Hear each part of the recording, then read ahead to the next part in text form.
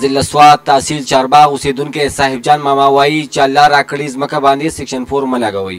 موږ 3 روریان یو او 3 کناله ځمکه مو ده چې موږ د خپلو بچو د کور د جوړېدو لپاره ساتلې ده، لیکن د چا د نه رسېدو له وجې نه همدغسې پرته ده او موږ په خپله د کرایې په کور کې په اوسېدلو باندې مجبوره یو. دا زموږ ځمکه ده، الله راکړې وه، د پلار د زمانې د نیکه د زمانې موږ ته پاتې شوې وه. موږ 3 تنه وروڼه یو، کنال ځمکه ده، د کور ځمکه ده. 5 بچي زما دي، 5 دا بل 6 دا بل دي، 3 د ده دي. دا زموږ د کور ځمکه موږ دې ځای کې ساتلو چې زه اوس هم د کرایې په کور کې ناست یم، په خپله اوس هم د کرایې په کور کې ناست یم، کرایه ورکوم. دا موږ دې له ساتلو چې موږ پکې دې وړو خپلو وړو کورونه روغ او آباد شي. هغه زموږ نه حکومت واخیسته، زموږ خو نور څه نشته، موږ دې له کوم ځای ګورو. دا د انصاف حکومت دی، ما ته وایي موږ انصاف راولو. دا انصاف ته که بې انصافي ده. زه حکومت دې ته سوال کوم چې زما دا شی ما ته پرېږده، زما نه قلار شئ، زموږ کډې علاقېږي که نه موږ دې راشي موږ دې مړه کړي، جدا ځمکه دې ورته پاتې شي، زما ځمکې له دې نه راځي.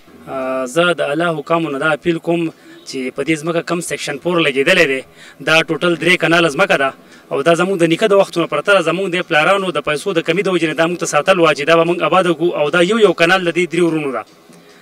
حکومت اوس په دې کې 2 کناله ځمکه موږ ته بنده کړله، سیکشن 4 یې لګول دی چې په دې باندې به موږ سروس ډیلیوري سینټر جوړو. نو زه مطلب موږ له د دې هغه ریټ هم صحیح نه راکوي چې په هغې زموږ بل ځای کې د یو تن کور وشي او موږ 15 تنه د کور نه موږ یو، 15 د نور دي، 3 نور دي. دا موږ ځان ته د آبادۍ دپاره ساتلو وه، په دې باندې موږ ځان ته یو کور جوړوو. موږ د الله حکامو نه اپیل کوو چې دا ځمکه موږ ته ازاده کړي، زموږ نور څه وس نه کېږي، زموږ نور په چارباغ کې ځمکه نشته او په چارباغ کې خو ډېرې غټې ځمکې دي. نو دا سروس ډیلیوري سینټر دوی یو بل سیټ ټولې نه جوړوي چې د یو غریب په ځمکه باندې جوړوي. یو 2 کناله ځمکه، 3 کناله ځمکه ده او په 3 کناله کې د دې 2 کناله بندوي، په دې یو کنال خو موږ 3 تنه نه جوړېږو.